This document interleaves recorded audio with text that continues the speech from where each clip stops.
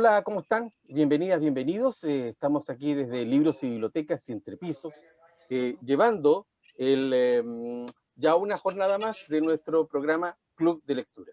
El formato ya deben saberlo, es una conversación con Gabriel Alemparte, que está ahí. Y hola, ¿cómo estás, Gabriel? ¿Qué tal? ¿Cómo estamos, Waldo?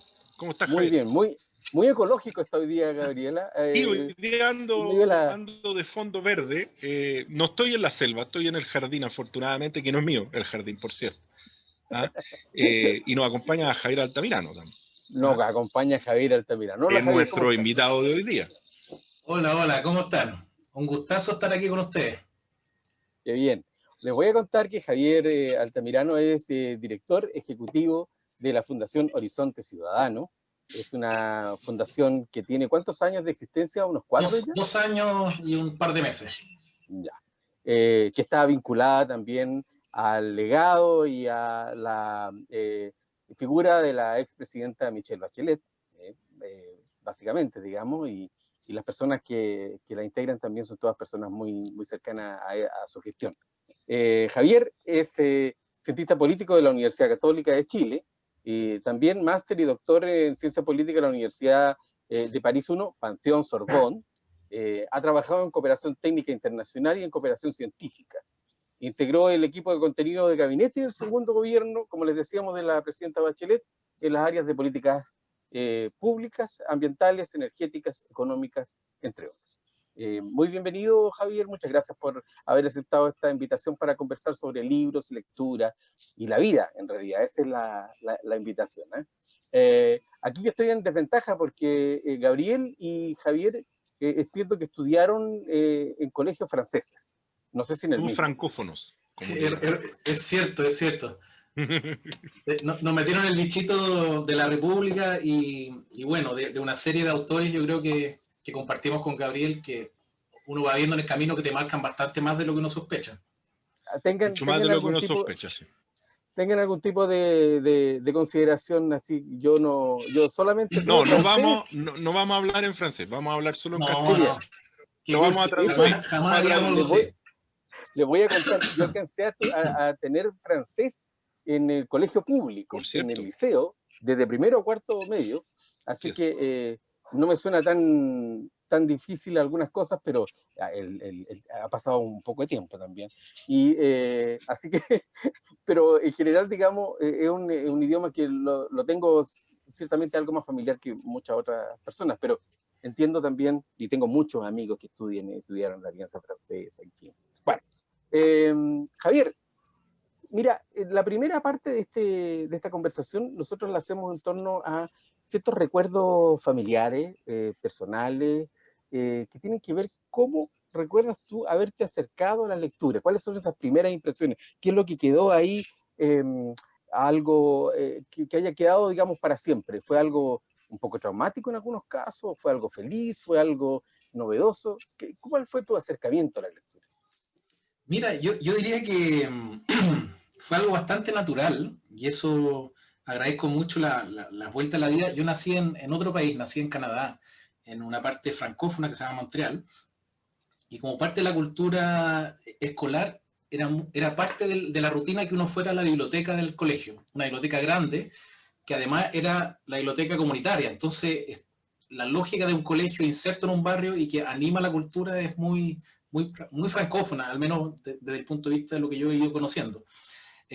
Y la suerte es que uno ni siquiera se hace la pregunta, Waldo. Eso es lo bonito de cuando tú de verdad tienes una política de Estado.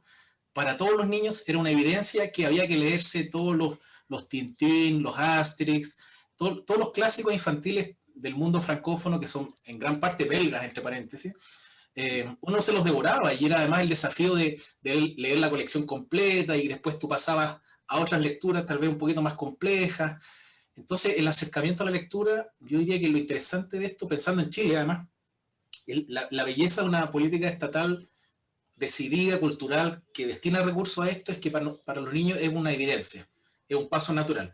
Y eso reforzado además por una madre muy lectora, y ahí uno va descubriendo después con la madurez algunas lecturas que a ella le interesaron, y establas otra relación con el libro. Pero lo importante, creo yo, es que uno entra desde la entretención. O sea, era parte entretenida de la rutina, era ir a sacar un libro, en este caso un cómic, que yo creo de verdad que es una súper buena forma de incentivar la lectura en los chiquillos. Déjame preguntarte sobre el punto. Yo comparto plenamente lo que tú dices. La educación francófona incluye la cultura como un hecho de la causa, no es algo que se separa de la vida cotidiana, y la biblioteca es algo absolutamente natural. Por cierto, además, bibliotecas muy bien nutridas, digamos. Y efectivamente la educación francófona, la gran gracia que tiene es que lo hace desde la entretención. Tintín y Milú, Asterix y muchos más, digamos. Exacto. De Tintín y Milú, y de Tintín en particular, alguno de los Tintín, ¿cuál es el favorito de Javier Altamirano? Yo creo que no voy a decir el Congo, porque ustedes saben que hay una polémica. Una gran polémica por eso. Lo que representa ese cómic en particular. Mira, sinceramente, aquí te voy a embarrar un poco la pregunta. Yo justamente no era muy hincha de Tintín, los leí todos, okay. Pero a mí me gustaba otra serie que no es tan conocida acá, que se llama Yacarí, okay. Que era sobre un niñito, vamos a decir, amerindio, no sé cómo se dicen ahora correctamente las cosas, pero de un pueblo indígena norteamericano, y era todo el rollo con la naturaleza, y entonces él tenía un tótem que era un águila, y domesticó un caballo salvaje, y eso para mí era como lejos lo más entretenido. Y después me leí todos los Tintín, por supuesto, y no sé, me acuerdo. Lo que pasa es que Tintín, para los que no, tal vez no todos lo han leído, es como un policial hecho cómic para niños, entre comillas, pero tampoco tan para niños, pero un policial. Tintín es como un pequeño detective que resuelve casos.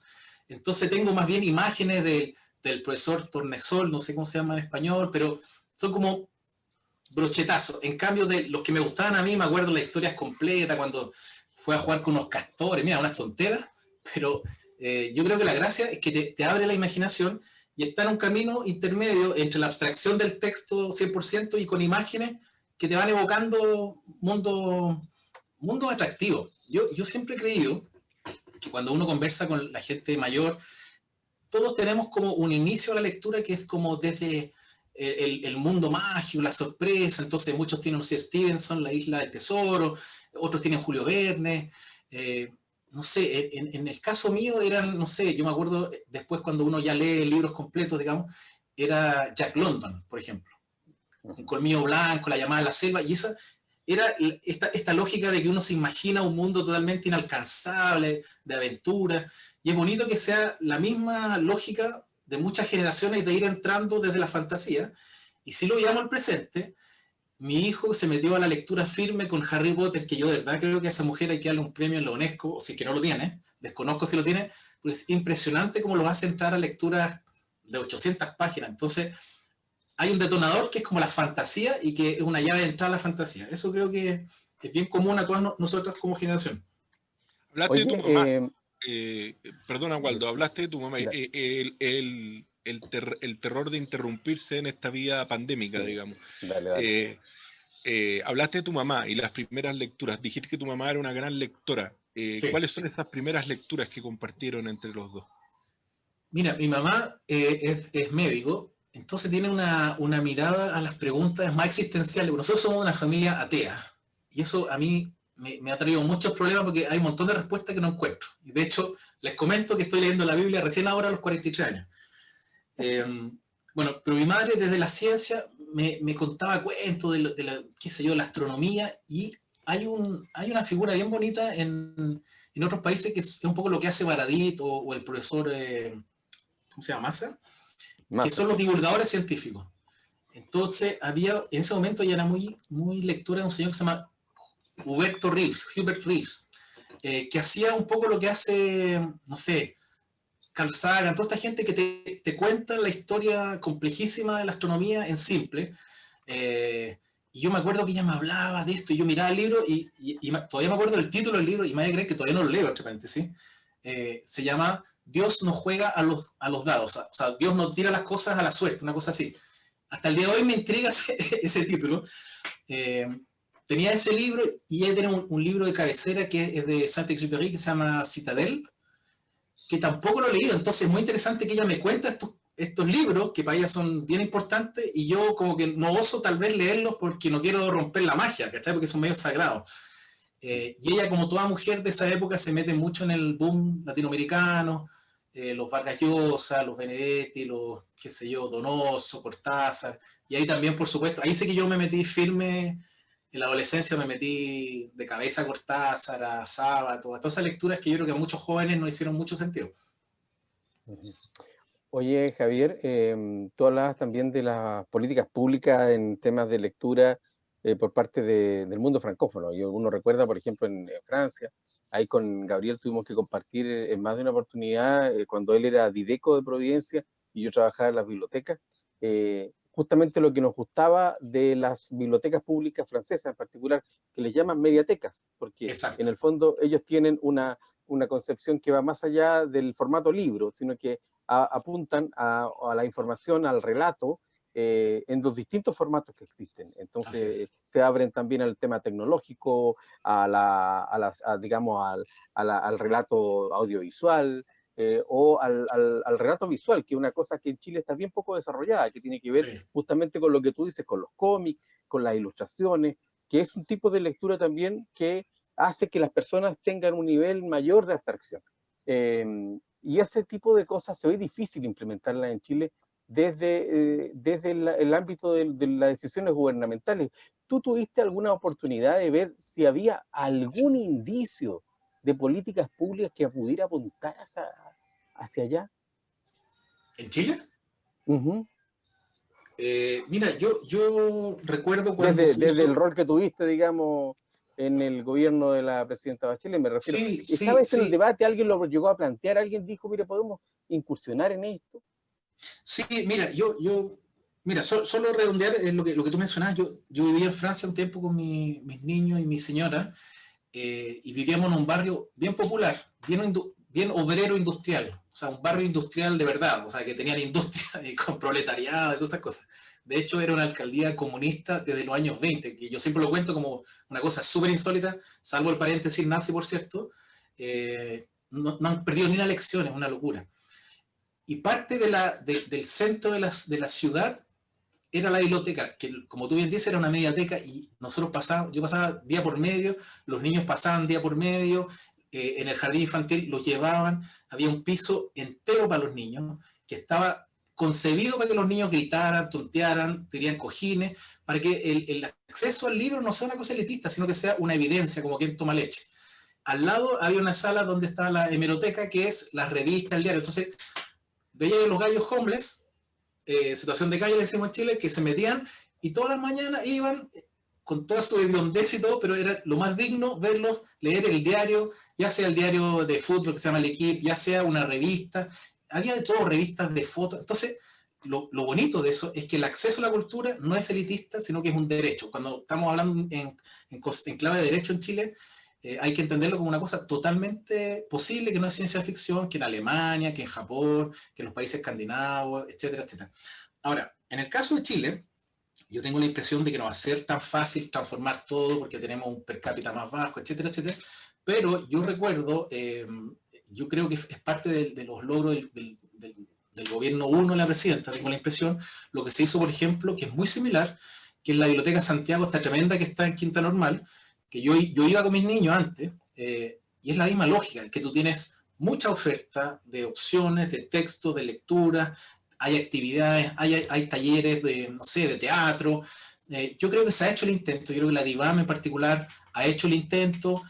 Yo recuerdo, ya que ustedes mencionan Providencia, el café literario, yo lo vi y fue una belleza también.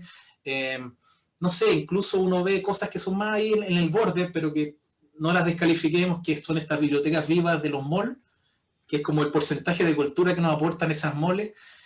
Mira, yo creo que hay que insistir nomás. Si esto no es ni de la noche a la mañana, ni un milagro, simplemente un trabajo a largo plazo y de Estado. Es decir, deberíamos estar todos de acuerdo. Y uno lo nota, por ejemplo, cuando te subes al metro, la cantidad de gente que lee según los barrios, que tiene que ver con la comodidad del vagón, pero también tiene que ver con que para alguna gente es una posibilidad, pero lamentablemente está muy segmentado socialmente. En cambio, en Francia, si bien también hay diferencias y no es un país perfecto, pucha, era bien chocante la cantidad de gente leyendo. Era como obvio que hay que leer, y obvio que es entretenido, y obvio que lo sacaste en la biblioteca, o sea, no hay excusa para no leer, y no es una tarea, no es un problema, es un placer, y tenéis 500.000 formas de lectura.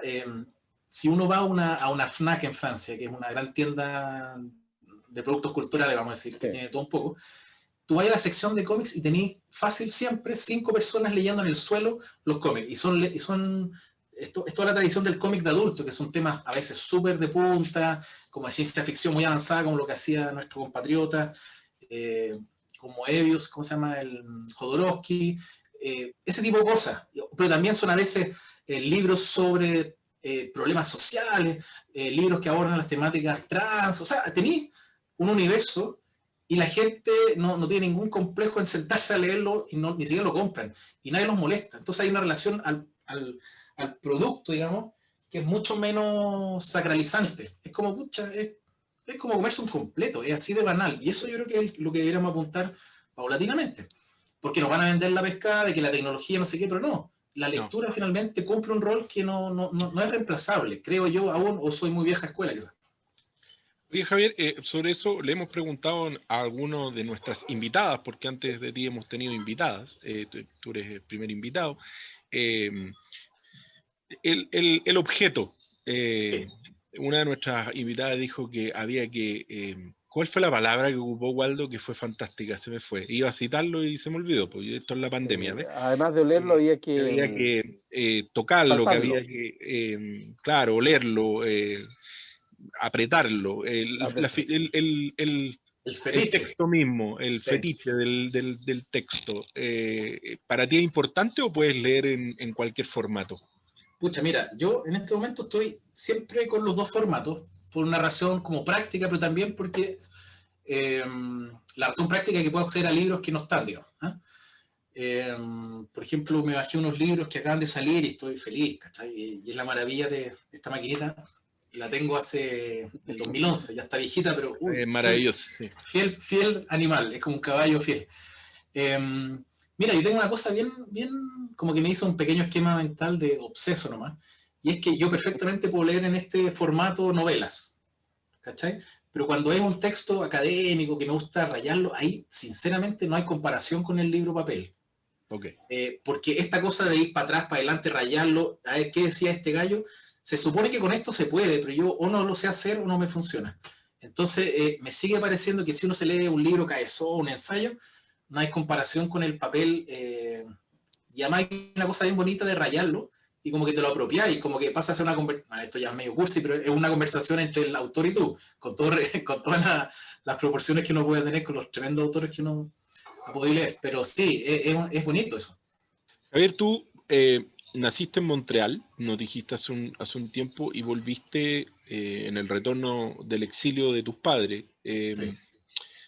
Volviste, entiendo, como a la última parte, a la última fase de tu educación. 87, sí. 87, o sea, la última fase de tu educación primaria, me imagino, sí, claro. por ahí, ¿no? Y esa reinserción a este país que tú, me imagino, era un país inventado, ¿no? O un país relatado por tus papás. ¿Cuál fue la vuelta de ese retorno? Yo recuerdo, por la misma educación, haber tenido muchos compañeros que venían de ese retorno, y cómo fue ese retorno para ti, y qué significó ese país inventado desde el punto de vista de la lectura. Tú nos citaste que el boom latinoamericano había sido un tema en tu vida, obviamente, que debe ser parte, me imagino, de ese país inventado, de ese continente inventado, porque finalmente Montreal es un continente el mismo, pero es un continente distinto.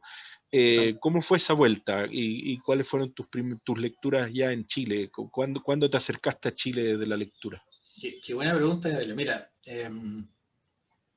yo por suerte llegué con 10 años. Digo por suerte porque mi hermana, pobrecita, llegó con 17, que es lo peor que le puede haber pasado a esa pobre mujer, que estaba con su primer pololo, andaban en moto, todo mal, es un desastre, trágico.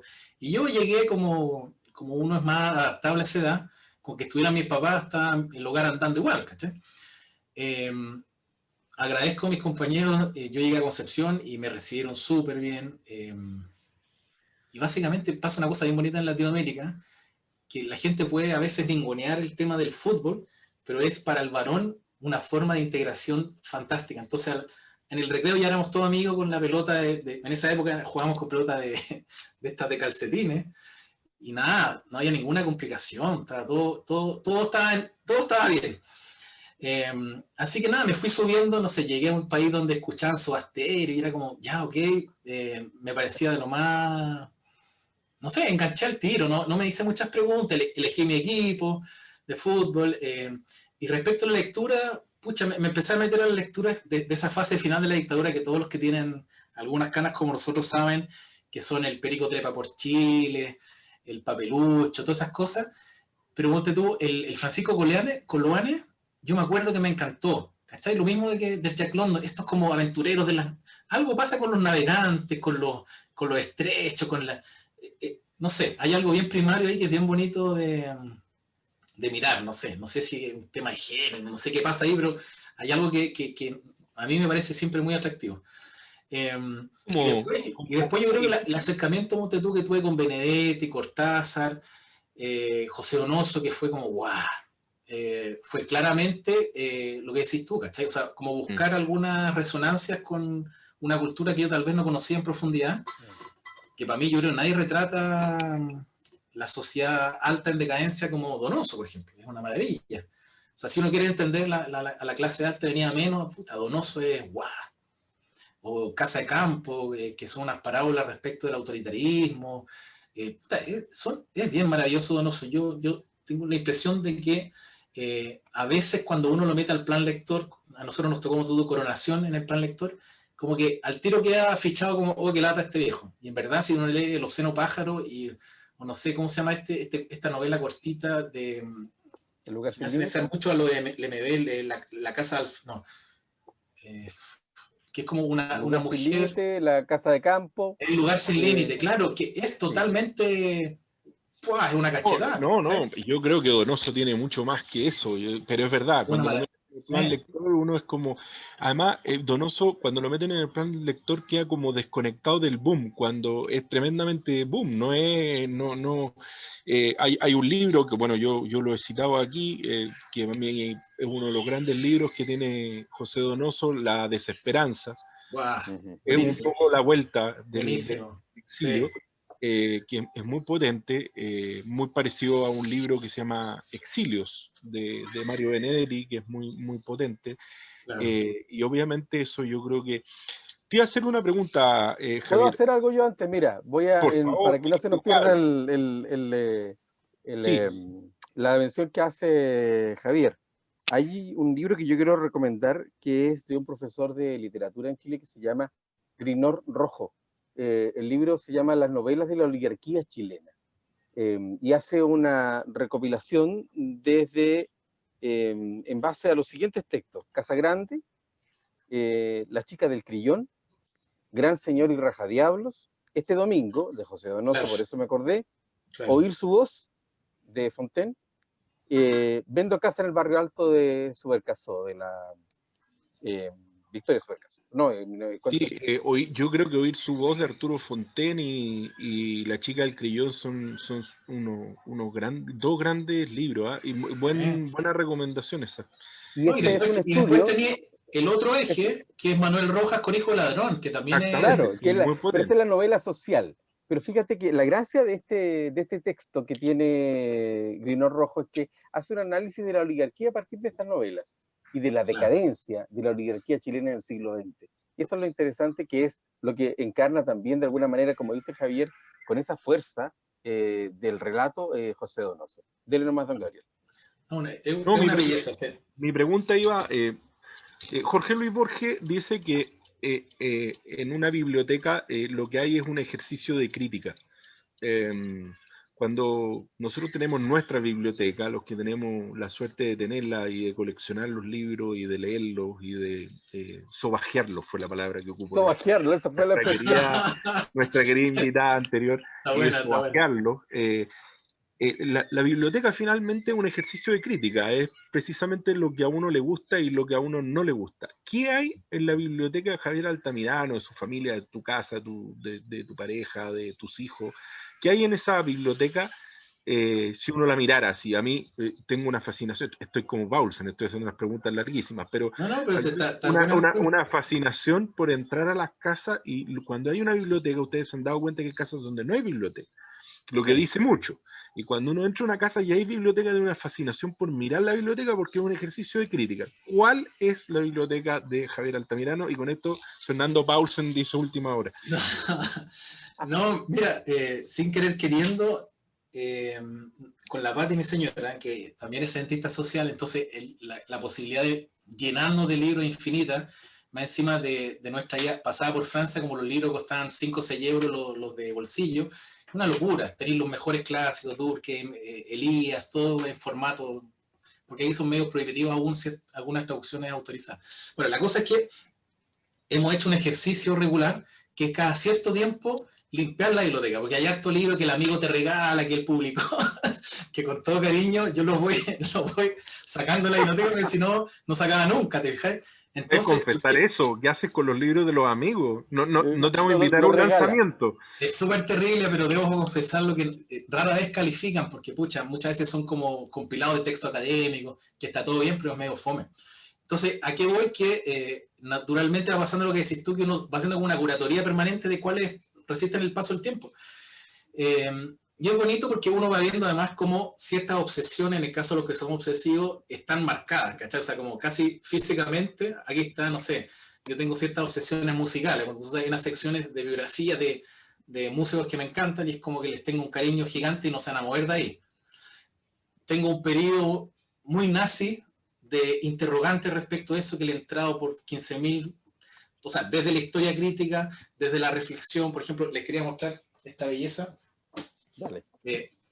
Un fantástico, incomparable pensador alemán, judío, Norbert Elias, que esos fueron los últimos libros que he leído sobre el tema, y es un tema inagotable por el horror que significa, pero más para tratar de entender los que tenemos interés en lo público, cómo se evita repetir eso. Pero está el testimonio, no sé, yo tengo, por ejemplo, dentro de los libros que tú me decías, ¿y cuáles son esos libros que están marcados? Uno de Primo Levi, que se llama Si este es un hombre, si questo un uomo, no sé cómo se dice, pero si es un hombre, o no sé cómo lo habrán traducido, es impresionante. O sea, pocas veces uno puede llegar a preguntas tan de fondo respecto a la humanidad, la fragilidad. ¿Por qué no te cuenta un cuento en colores? Te cuenta la brutalidad entre los propios presos, etc. Después me hace pensar, por ejemplo, en Maus, que también es una novela gráfica que cuenta lo mismo, que hace una alegoría entre ratones y gatos. Los gatos son los nazis. Ahora, hay 15.000 formas de volver a entrar al tema, y así como tengo esa obsesión porque me interesa lo que hay detrás y estar atento a la reflexión detrás de eso, de un país que admiro muchísimo como Alemania, entre paréntesis, también tengo otras obsesiones como la Revolución Francesa, tengo otras obsesiones como las preguntas sobre el uso de la información. Entonces ahora estoy tratando, por ejemplo, de buscar libros sobre las teorías conspirativas, pero no así como el Cawin, sino que entender de alguna forma. Y justamente me acabo de bajar uno de un gran sociólogo francés que se llama Boltanski, sería como Lucas Boltanski, que sacó un libro bien raro que se llama Encuestas, Complot, y él hace una revisión del género y de la investigación policial, y desde ahí empieza a darle una vuelta a la lógica del complot, porque yo creo que son preguntas complejas que hay que entrarle por varios puntos. Y ahora estoy con toda una parte que es mi obsesión por el tema ambiental, cambio climático, qué sé yo. Y si miro para atrás, tengo la obsesión Cortázar, que es como todos los libros de Cortázar. Tengo, no sé, Edgar Allan Poe, ¿cachai? Que son como, que fueron parte de mi formación. A los 18 años uno lee eso, Lovecraft, qué sé yo, ya están ahí, no los voy a sacar porque es como una pequeña biografía. Entonces ahora tú estoy rayando con el medio ambiente y les quiero mostrar, según yo, el mejor libro que he leído en los últimos 3 años. ¿Dónde aterrizar? De Bruno Latour. ¿De quién es? Bruno Latour, pero está traducido en español, se llama ¿Dónde aterrizar? Oye, es un poquito lo mismo de Elías. No tiene la solución a todas las preguntas, pero tiene la humildad de hacerse las preguntas, hacerse las preguntas correctas en un momento súper complejo. Este es un gran sociólogo de la ciencia, y ahora está haciendo poco menos que su contribución al mundo antes de morirse es tratar de ayudarnos a que no la embarremos más, digamos. Entonces, bien alarmista, pero muy desde un abuelo que está diciendo me voy, y esto es lo que yo he pensado y todo lo que yo tengo de experiencia académica. Yo creo que las preguntas que hay que hacerse son estas, y me encanta por lo imperfecto que es el libro. Es un libro chico, por eso lo recomiendo a ojos cerrados, para que nadie se asuste. Tiene, en la edición francesa, tiene 133 páginas. O sea, nadie puede tener una excusa de no leerlo. ¿Dónde te revisas? Pucha, les puedo dar el dato después, pero me fijé que está traducido. Creo que Taurus lo tradujo, no estoy seguro, pero está traducido. Tiene un año más o menos el libro. Y nada, esos libros como imperfectos me gustan harto y me han gustado siempre. Por ejemplo, dejan la pregunta abierta, ¿no? Pucha, y eso es. O sea, por ejemplo, cuando tú no lees un libro fabuloso como el de Céline, Viaje al final de la noche, Voyage au bout de la nuit, no lo tengo acá, pero Viaje al final de la noche es increíble. Es increíble, pero es un gallo que coqueteó con el nazismo, entre paréntesis, tuvo posiciones antisemitas. Tú decís, puta, no quiero leer a este monstruo, pero cuando tú lees el libro, tiene un humor para reírse del ejército, de la guerra, que es increíble. Entonces, esa imperfección humana también me atrae bastante, y creo que ahí hay preguntas no resueltas. Houellebecq, ¿cachai? Que es otro gallo también muy rancio como persona humana, si uno quisiera tenerlo en un almuerzo, pero hace preguntas súper lúcidas desde su imperfección y sin filtro. Oye, no sé. Digamos que está en Taurus, efectivamente. Incluso, sí, voy a decir, porque como no hay aquí ningún problema con las promociones ni nada, en Buscalibro lo acabo de encontrar y está en 16.000 pesos. Es un libro de 176 páginas y está, aquí dice Buscalibre que en 3 días lo puedes tener. ¿Ah? Oye, pero... Así que está una buena recomendación. Si alguien no quiere gastarse la plata, el Bruno Latour tiene una página que, si no me equivoco, es como brunolatour.org, donde está sacando paper, y acaba de sacar otro paper que son finalmente un poco la síntesis de su reflexión post pandemia. Porque él está pensando el tema ambiental, no sé, él lo plantea en términos existenciales, es decir, bueno, esto es un cambio tan dramático que es mucho más que un paradigma sectorial, es un cambio de vida, qué sé yo. Entonces tiene una serie de reflexiones que a mí me parecieron fascinantes, incluso aquellas que son tonteras. Eso es lo bonito, ese es como lo que quiero transmitir, que te ayuda a pensar, aunque se equivoque y la embarre, y escribe el texto como a la rápida. Creo que se encerró en su casa y lo hizo como, no sé, en un fin de semana, ese tipo de texto como de la urgencia de que esto está mal. Pero bueno. Javier, tú nos hablaste de Primo Levi, un personaje que suele ser bastante poco leído, creo yo, lamentablemente. Primo Levi nos enseña la levedad y la urgencia del ser y la fragilidad del ser. Primo Levi además muere de una manera muy, muy trágica, en un suicidio que se tira por una escalera. Claro.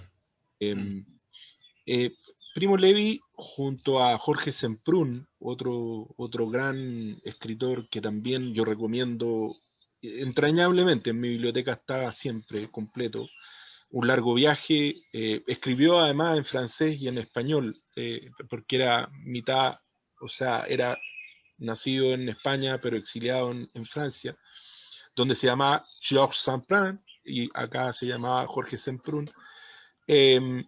Con Primo Levi yo creo que describen muy bien el horror, el hasta dónde podemos llegar los seres humanos. La pregunta del horror es una pregunta que veo que te da vuelta, y la pregunta del viaje o de la aventura y de las preguntas abiertas.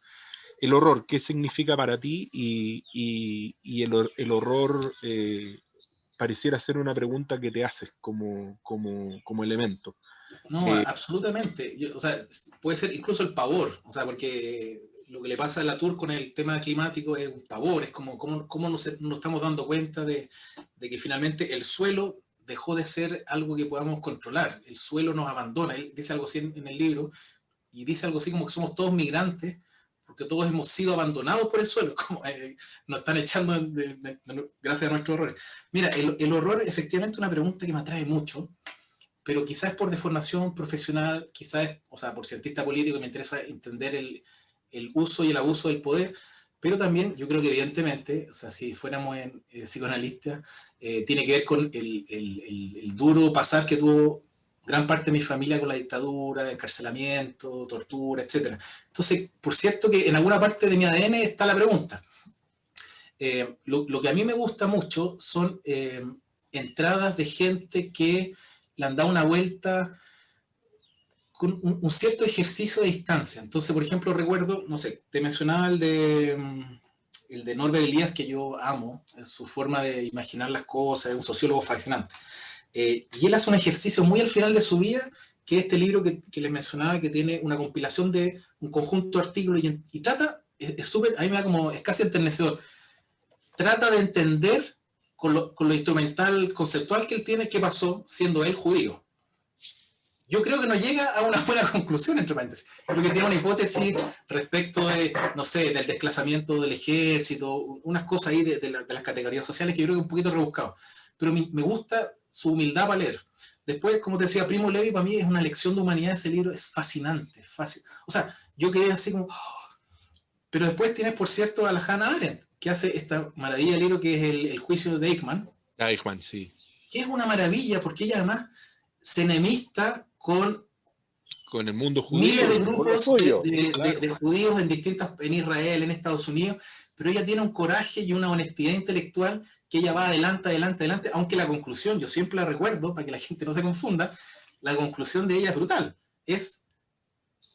Entiendo lo que pasó con Eichmann, entiendo que fue parte de un engranaje, pero él se salió de la humanidad, por tanto, básicamente ella dice, podemos matarlo, porque no está jugando el mismo juego que todos compartimos de reglas básicas de convivencia. Entonces, finalmente, ella es brutalísima, pero ella no se presta para la puesta en escena del gobierno israelí, etc. Entonces, es de una valentía y una humildad que a mí me encanta. Y el Maus es lo mismo, insisto. Y así como esa, no sé, o sea, hay otra novela gráfica que es brutal, que se llama Vals con Bachir, que lo hace un escritor israelita, pero que hace un mea culpa o una autocrítica respecto de cómo se portaron ellos en los 500.000 conflictos, pero no en particular donde hubo unas masacres bajo responsabilidad del ejército israelita. Entonces, tú ves la historia desde un soldado israelita que se ve enfrentado a situaciones de barbarie y es bien brutal. Entonces, esos ejercicios de reflexión a mí me parecen que nos dicen mucho de nuestros límites, de nuestras capacidades de salir adelante.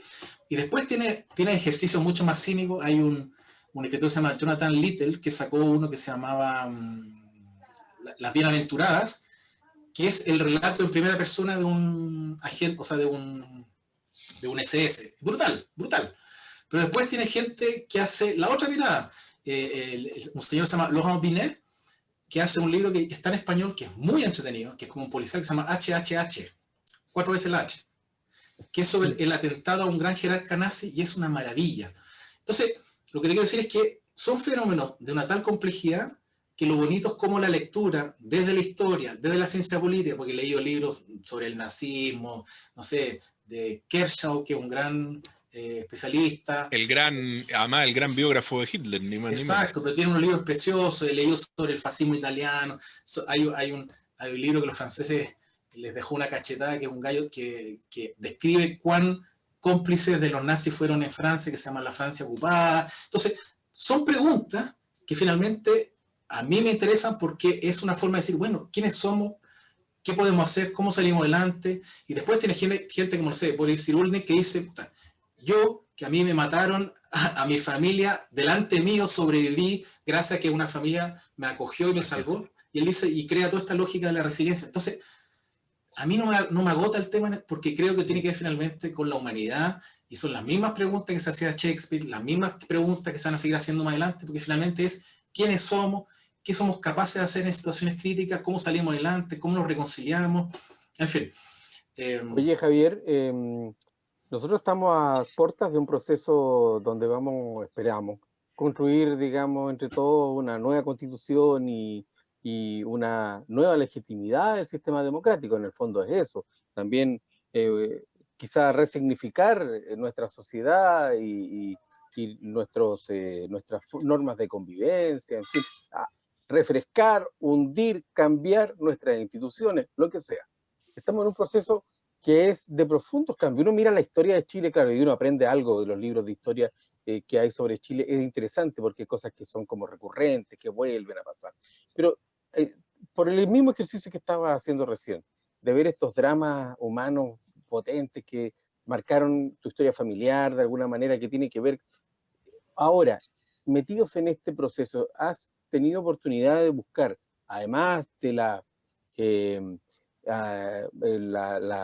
los estudios comparados, de los procesos, algo que te haya significado o algún texto que te haya llegado para este momento que estamos viviendo en Chile y donde los tres que estamos aquí y estamos involucrados también en un proceso público muy potente? Mira, para serte bien sincero y para no vender pescado, Muy bien. estoy tan metido en el tema que lo que menos quiero es seguir leyendo al respecto en la noche. A lo mismo. Pero te entiendo en el sentido que, por cierto, ahora yo lo veo con términos de esperanza absoluta, o sea, yo lo veo como una oportunidad bellísima, no estoy con estos sustos y no sé qué, encuentro que es fantástico y no me cae ninguna duda de que vamos a demostrar nuestra madurez cívica, no me cae ninguna duda.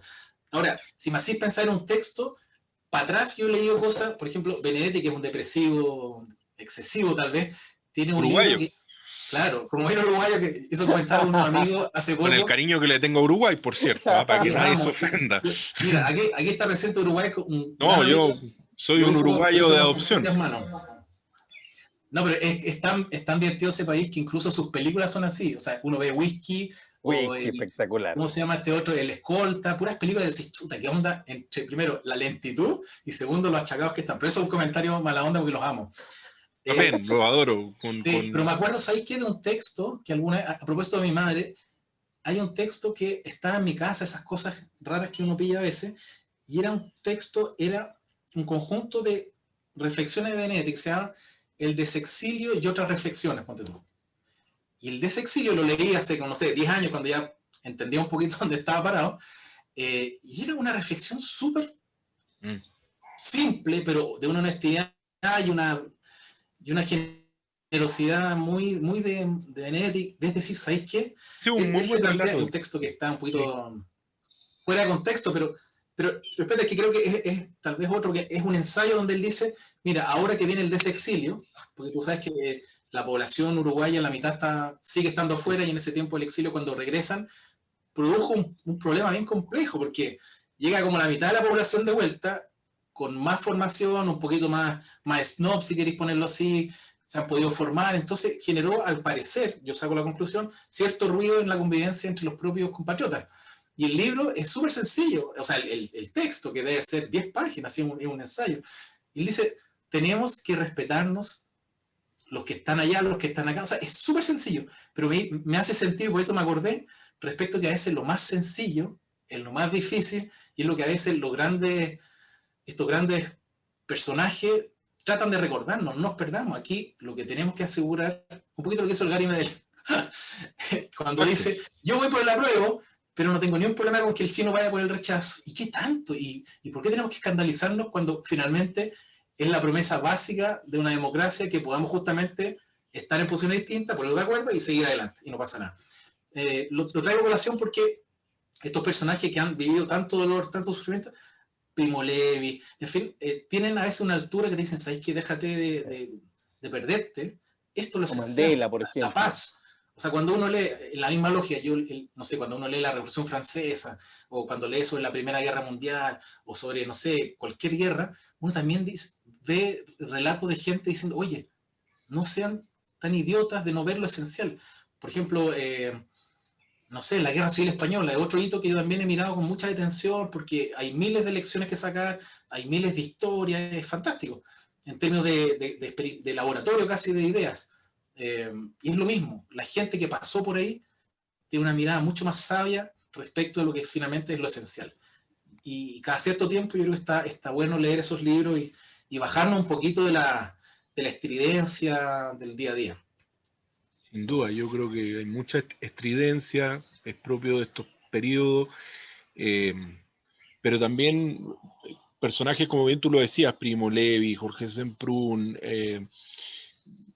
sujetos que han vivido el dolor nos enseñan a mirar desde la distancia, a ponerse en una suerte, no de cómodo espectador, por cierto que no, sino más bien desde el sufrimiento, decir, ojo que las cosas que importan son otras, no son tanto las que uno creería que importan. Yo creo, Javier, que efectivamente tú nos has relatado y nos has dado una vuelta interesante por tu biografía y también por tu vida y por tus lecturas. Yo creo que las lecturas de alguna manera definen también lo que uno es. ¿Qué estás leyendo ahora? Como para ir cerrando y para agradecerte también el tiempo que has tenido en dedicarnos estos minutos para poder conversar y parar un poco en la jornada y conversar sobre los libros, que es algo que a los tres parece que nos apasiona. Sí. Oye, mira, yo obviamente estaba preparado para esa pregunta. No nos ponemos de acuerdo aquí antes, no. No, pero es que era como... Cae de cajón, porque además en la pandemia yo creo que todos hemos leído muchísimo y está fantástico. Y es tal vez una de las cosas bonitas que van a quedar. Mira, yo, como te comentaba, bajé un libro que a mí me interesa, reflexiones que hayan un poquito más allá de lo anecdótico. Déjame mostrarte. Mira, este libro, estoy pensando en español. Esto en español, para alguien que quiera aterrarse de lo que está pasando con el cambio climático, lo hace un gringo, tiene muchos datos, está interesante. Hay otro de la Naomi Klein que también está bueno, que está en español. Sí. Pero mira, esto es lo que a mí no me interesa tanto. Pero si uno quiere entender de qué está en juego en el cambio climático, yo creo que es una buena entrada. Yo insisto, a mí me gustan más los rollos como el Bruno Latour, que son un poquito más, que van como en la parte 2 ya, ¿cachai? Y en ese sentido estoy leyendo uno que está, hasta el momento va súper bien, que se llama Abundancia y Libertad. De un filósofo, porque eso es lo bonito de los temas tan complejos que, como decía, uno le entra por distintas fuentes. Se llama Pierre Charbonnier, Pedro Charbonnier, que es como Pedro Carbonero, y lo que hace es una revisión histórica de las ideas políticas, pero sometidas al contraste con los avances civilizatorios respecto de lo material. Puta, suena espantosamente complejo, pero no es complejo. Es decir, si antes lo evidente en el poder, la conquista y las luchas obreras o no sé qué era la tierra, ahora es otro tema. Entonces es una revisión histórica de cómo el pensamiento político depende mucho de cómo finalmente uno se relaciona con lo material. Y yo creo que no es malo, en el caso de los que nos interesa la discusión del progresismo, volver a las preguntas materiales. Sin duda. No solo lo postmaterial, que está súper bien, pero también hay cosas materiales concretas que yo creo que no podemos dejar de lado, si no vamos a estar totalmente desconectados de la historia grande y de mucha gente. En fin, perdonen esa... No, pero muy bien. No, esa subida. Oye, yo tenía... Estoy leyendo oye, que es una maravilla. Es un gran historiador. Michel Vinocq. Oye, pero es muy bonito porque lo que hace es... historia como de la izquierda, ¿no? Pero ¿sabes lo bonito? Que lo que hace son retratos de gente topísima de historia, de Francia, y te revisa los grandes personajes que han construido la cultura de historia, o sea, de izquierda. Pero te mete desde Condorcet a Robespierre, desde Sartre a Camus, entonces es súper interesante porque es o sea, Víctor Hugo, Gambetta, Proudhon, Clemenceau, Émile Zola, Léon Blum, por supuesto, Pierre Mendès France, Mitterrand, etcétera, etcétera. ¿Por qué lo interesante? Que lo que se pusieron de acuerdo estos historiadores es decir, la diversidad permite que todos entren en la gran familia. Ahora veamos cuál es la parte de cada uno. Entonces, Condorcet, que yo lo tenía considerado en el mundo liberal, ahora estos gallos me dicen que es súper de izquierda. Es súper interesante, porque bueno, da para largo, pero básicamente es por el laicismo, que sé.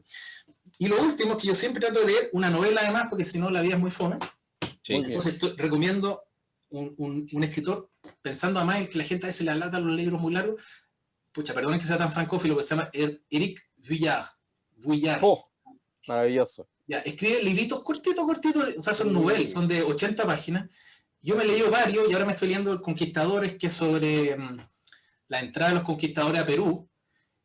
Es un cínico el gallo para escribir, es un desgraciado, pero pucha, es súper interesante porque además está bien fundamentado. O sea, hace un trabajo histórico y te cuenta así como te lo lleva al ser humano, en este caso Pizarro, qué le pasa con los caballos y no sé qué, es súper apasionante. Pero recomiendo que está en español un libro fantástico, se llama 14 de julio, y hay otro que se llama La Orden del Día. El orden del día, sí. Sí, y hay otro que se llama Tristeza a la Tierra, que es sobre el Buffalo Bill. Mira, todos son buenos, son súper cortitos y te lleva como a un capítulo ¡pum!, de la historia, ¿no? La invasión nazi a Austria, o sea, la anexión de Austria, y te cuenta como la conversa de Hitler Es con maravilloso. el embajador. Oye, una maravilla, además de un Ese libro humor es maravilloso. negro. Sí. 14 de julio, obviamente, sobre el Día de la Revolución, y La Tristeza de la Tierra cuenta una historia que yo no sabía, que es Buffalo Bill. Buffalo Bill, yo no sabía quién era. Oye, fue un gallo que montó unos espectáculos donde salían los indios peleando con los... Oye, pero había muchas películas de Buffalo Bill. Claro, pero ahí te cuenta... Son de tu época, Waldo, no de la nuestra. Claro. Te cuenta la vida de Buffalo Bill, no sé. Yo creo que son libros súper entretenidos, que además, como digo, son cortitos. Después, siempre hay un policial entretenido que leer. Los gringos tienen policiales geniales, los nórdicos tienen otros buenos. Así que nada, nunca faltan cosas entretenidas. Oye, bien, mira, yo te voy a decir que yo me preparé para justamente los francófonos y tengo dos recomendaciones que hacer de dos autores que están en Chile, me refiero a que están tienen varias novelas publicadas. Uno es Pierre Lemaitre, que sacó este libro y el año 2015 ganó el premio Goncourt. Goncourt, debe ser, sí. Goncourt, sí. El premio máximo, claro. Es como el Pritzker. Y este libro es maravilloso, que se llama Nos vemos allá arriba, y que ha aparecido en estos días, porque lo vi el otro día nada más en la librería, ya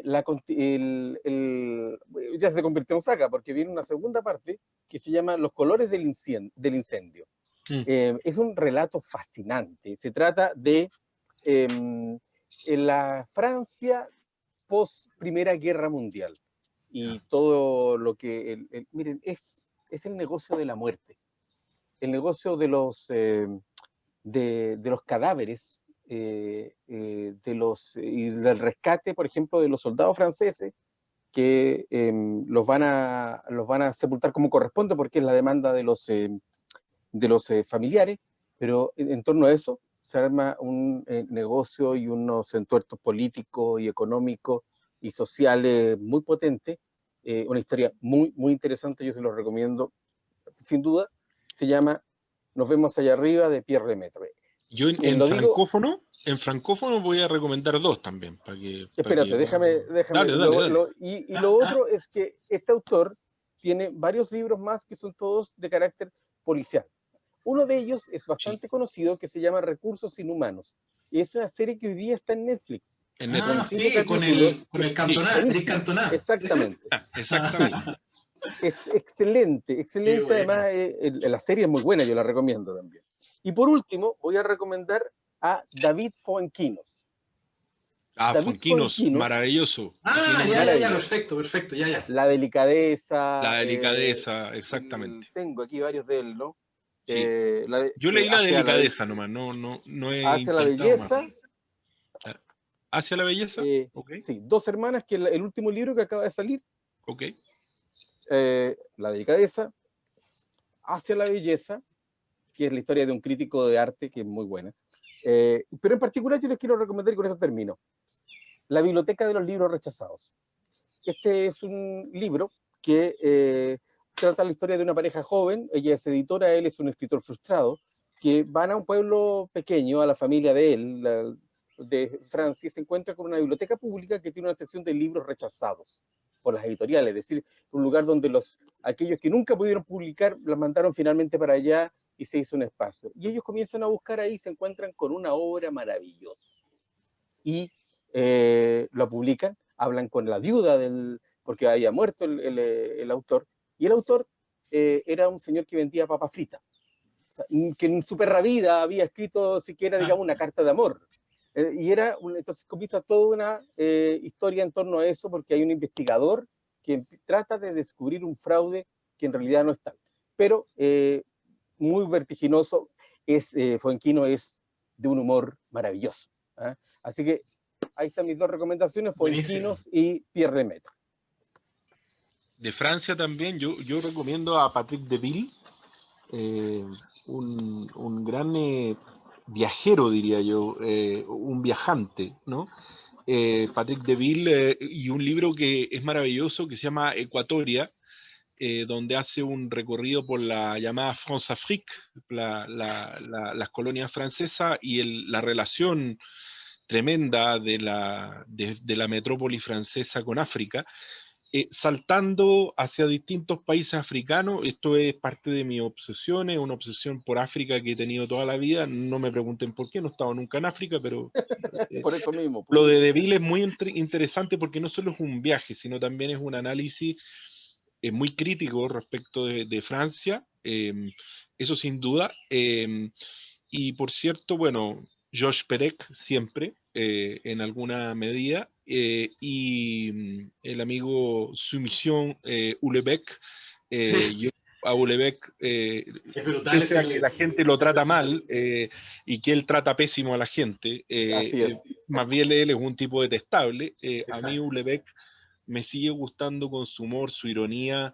Creo que su misión es un libro, el de las partículas elementales me parece que se llama, no me gustó tanto, pero el de la sumisión, que es un profesor de una, para no spoilear el libro, pero es un profesor de una universidad como la que fue nuestro amigo Javier en Francia, donde una Francia gana la elección del 2022, un candidato del Islam, y Francia entera se transforma al Islam. Es maravilloso.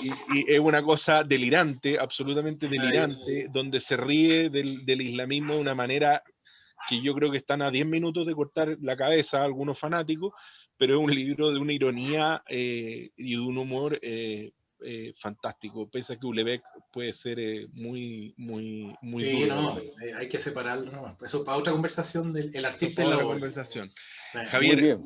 mil gracias Sí, por tu tiempo y por acompañarnos aquí en el programa y en Entrepiso y entre el libros y biblioteca. Para nosotros es un gusto haberte tenido. Yo estoy aquí ya casi oscureciendo entre el bosque. Pero te ves, aún te ves. Pero aún me veo. Quiero agradecerte el tiempo, la dedicación además que tú le estás dando a la Fundación Horizonte Ciudadano en la discusión pública, que es algo que se necesita siempre. Estuvimos en la inauguración ahí con la presidenta Bachelet en su minuto, y bueno, y estamos contentos de haberte tenido y de haber además compartido a la République Française, que nos acompaña siempre muy adentro, los que fuimos es terrible, pero es maltratados por la responsabilidad francesa y el cartesianismo propio de ese país. Así que mil gracias por tu tiempo gracias a ustedes. un gusto haberte tenido. Muchas gracias. Muchas gracias. Oye, de verdad. Lo pasé súper bien, así que nada, pues uno se imagina esta conversa en un living con un copete, pero está buenísimo. La haremos en algún momento que el bicho lo permita, ¿ah? Pero sin duda quedamos pendientes de varias conversas más. Así que un abrazo grande y muchas gracias. ¿Ah? Sí, se pasaron. Chao, Yo también gracias. quiero Javier. despedirme. Lo pasé muy bien. Estuvo muy entretenido. Yo creo que nos quedan siempre cosas en el tintero que seguir conversando, y eso pasa porque tenemos invitados espectaculares para poder hacerlo. ¿Ah? Muchas gracias, Javier. Gracias, Gabriel. Nos vemos entonces en un próximo capítulo de Club de Lectura. Adiós.